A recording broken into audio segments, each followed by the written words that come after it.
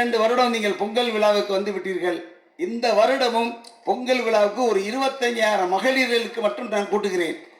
ஏனென்றால் இப்போதைக்கு வந்திருக்கின்ற பயனாளிகள் 4,000 பேர் கட்சிக்காரர் என்று கொடுக்கவில்லை. முப்பெரு விழாவை முன்னிட்டு 4,000 வீட்டு குடும்ப தலைவிகளுக்கு தான் கொடுத்தேன். ஆனால் வந்திருக்கின்றவர் எல்லாருமே பெண்கள் தான்.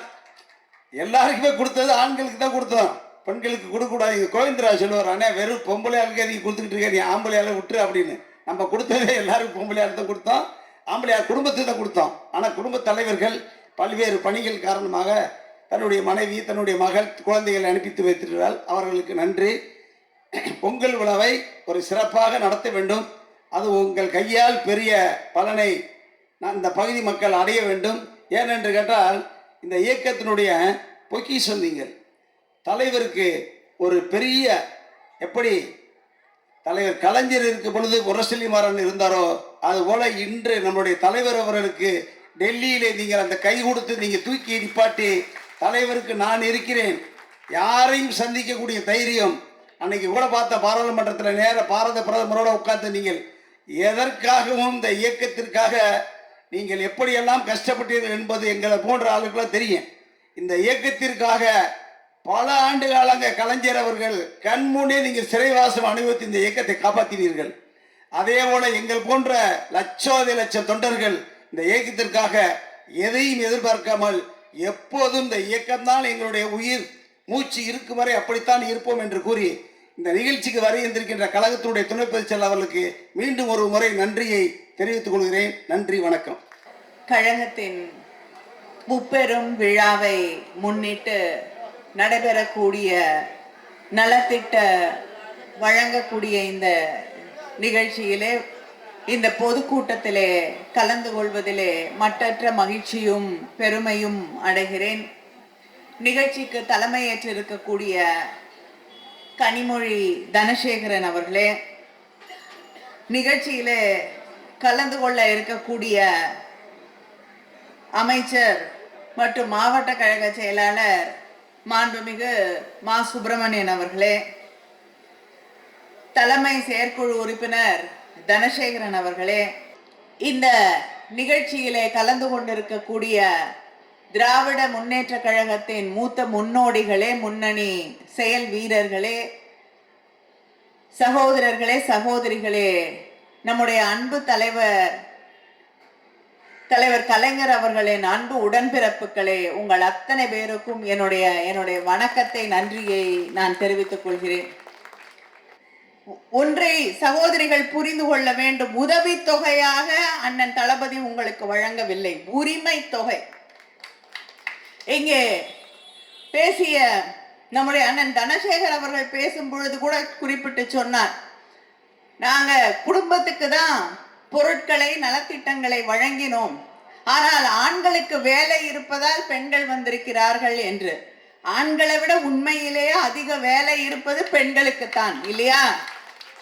இவங்கெல்லாம் வேலைக்கு போயிட்டு வீட்டுக்கு வந்து சும்மா உட்கார்ந்துருப்பாங்க.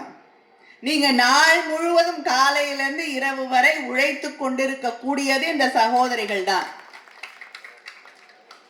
அந்த சகோதரிகளுக்கு அவர்களுக்கு ஒரு உரிமை தொகை, அவர்களுடைய உழைப்பை அங்கீகரிக்கக்கூடிய, பாராட்டக்கூடிய ஒரு தொகை வழங்கப்பட வேண்டும் என்பதற்காகத்தான் அந்த மகளிர் உரிமை தொகை வழங்கப்படுகிறது. அதை தாண்டி இங்க இருக்கக்கூடிய அடுத்த தலைமுறையை சேர்ந்த பெண்கள், தலைவர் கலைஞர் அவர்கள் ஒரு திட்டத்தை கொண்டு வந்தார்கள். ஒரு பெண் வீட்டுல பிறந்தா அது கல்யாணம் பண்ணி வைக்கணுங்கிறது தான் எல்லாருடைய கனவு. அந்த பிள்ளைகள் பள்ளி படிப்பையாவது முடிக்க வேண்டும் என்று திருமண உதவி தொகையை கொண்டு வந்தது நம்முடைய தலைவர் கலைஞர் அவர்கள்.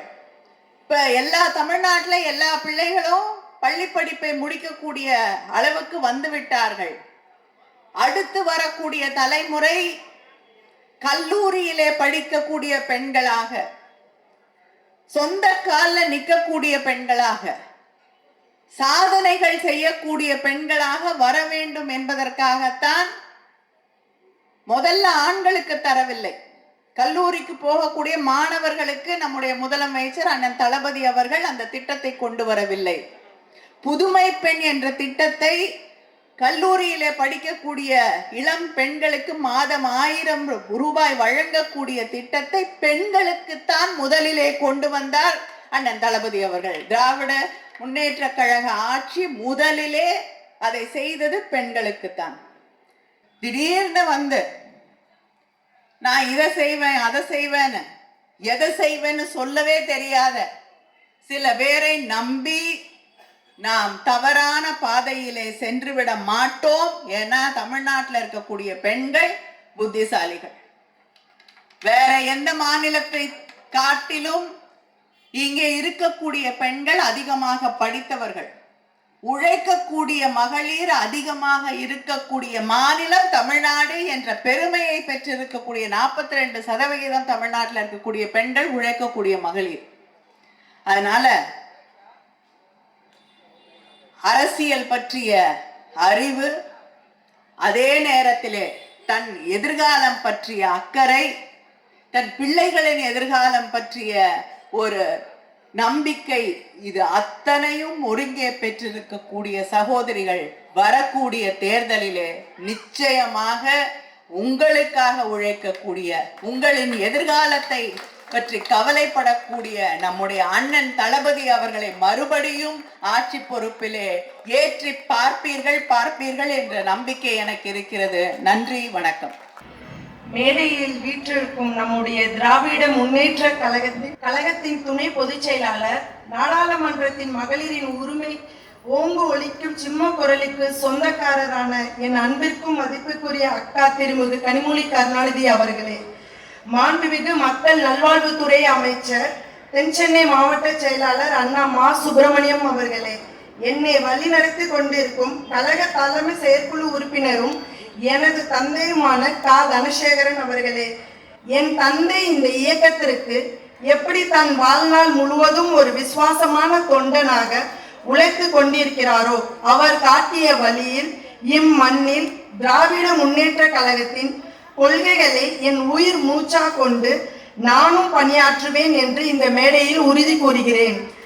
குறிப்பாக நீங்கள் மகளிர் நலனில் காட்டும் அக்கறையும் செயல்பாடுகளும் எனக்கு மிகப்பெரிய உத்வேகம்.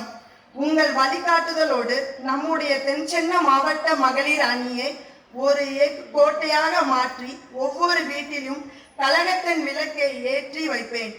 ஒவ்வொரு பெண்ணுக்கும் நம்முடைய திராவிட மாடல் அரசின் திட்டங்களால் பயன்பெறுவதை உறுதி செய்வேன். இன்று நம்முடைய மாண்புமிகு முதலமைச்சர் நம்முடைய தளபதி அவர்கள் இந்தியாவே திரும்பி பார்க்கும் வண்ணம் போல் ஒரு பொற்கால ஆட்சியை நடத்தி கொண்டிருக்கிறார். இந்த மாபெரும் விழாவை நடத்துவதற்கான வாய்ப்பு வழங்கிய என் அரசியல் ஆசானாக நான் கருதும் அன்பு அக்கா கனிமொழி கருணாநிதி அவர்களுக்கு மீண்டும் ஒரு முறை சிறகும் சார்ந்து நன்றிகளை காணிக்கையாக்குகிறேன். உங்கள் நம்பிக்கையை நான் ஒருபொழுதும் வீணாக்க மாட்டேன். நீங்கள் இடும் கட்டளைகளை நிறைவேற்றும் ஒரு உண்மையாக தங்கையாக, கழகத்தின் உடன்பிறப்பாக என்றும் உங்களுடன் இருப்பேன். வாய்ப்புக்கு நன்றி கூறி என் உரையை நிறைவேற்ற செய்கிறேன். நன்றி, வணக்கம். வாழ்க பெரியார், வாழ்க அண்ணா, வாழ்க கலைஞர். ஓங்கிட தளபதியின் புகழ்.